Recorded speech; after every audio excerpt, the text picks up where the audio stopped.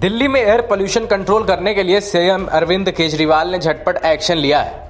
वायु प्रदूषण पर सुप्रीम कोर्ट के सुझाव के चंद घंटों के भीतर ही केजरीवाल ने इमरजेंसी मीटिंग बुलाई और धड़ाल्ले से फैसलों का ऐलान कर डाला।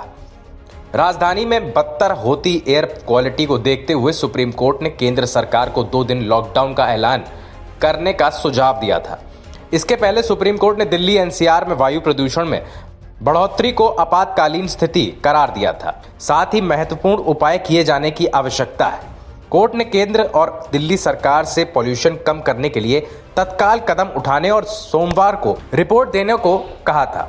इसके तुरंत बाद केजरीवाल सरकार हरकत में आई और शनिवार को ही कई अहम घोषणाएं कर दी। सोमवार से 1 हफ्ते तक स्कूल ऑनलाइन चलेंगे, यानी स्टूडेंट्स को स्कूल में जाकर पढ़ने की जरूरत नहीं होगी। कॉलेजेस ऑनलाइन चलेंगी।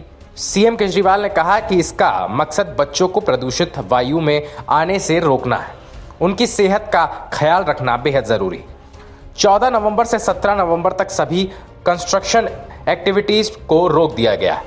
इसका एयर पोल्यूशन को बढ़ाने में खासा योगदान होता है। डस्ट पार्टिकल हवा में ही रहते हैं और नाक मुंह के जरिए हमारे शरीर में प्रवेश कर जाते हैं। इसका हमारी सेहत पर बहुत गंभीर असर पड़ता है। 1 हफ्ते के लिए सभी सरकारी दफ्तरों के कर्मचारी पूरी तरह घर से काम करेंगे। वर्क फ्रॉम होम सभी कर्मचारियों के लिए लागू होगा। प्राइवेट स्थानों को भी एडवाइजरी जारी की गई है। उनसे भी कहा जाएगा कि जितना संभव हो सके वर्क फ्रॉम होम के विकल्प को अपनाया जाए। केजरीवाल ने बताया कि सुप्रीम कोर्ट में सुझाव सामने आ रहा था कि अगर स्थिति और खराब होती है तो दिल्ली में पूरी तरह लॉकडाउन लगाया जाए।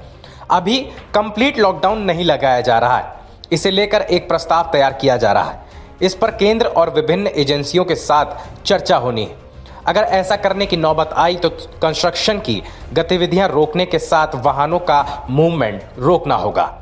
पोल्यूशन कंट्रोल को लेकर जो उपाय सुझाए गए हैं उनमें मार्केट खोलने या बंद करने के बारे में कुछ नहीं कहा गया है, यानी तमाम बाजार पहले की तरह खुले रहेंगे। ऐसी व्यावसायिक गतिविधियों पर कोई असर नहीं पड़ा है। बाजार में रोजमर्रा की चीजें पहले की तरह मिलेंगी।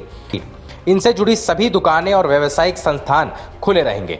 इसके अलावा किसी भी तरह के दूसरे व्यावसायिक स्थानों के लिए अभी अलग से कोई ऐलान नहीं किया गया है। Bureau report, V news.